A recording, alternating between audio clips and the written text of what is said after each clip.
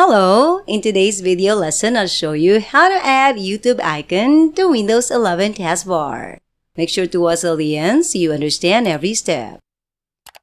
To access youtube.com, open Google Chrome browser. Locate the three dots in the top right corner of the window and click on them to open the Chrome menu. Navigate to the More Tools menu.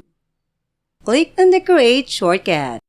Select Open as a window and click on the Create button.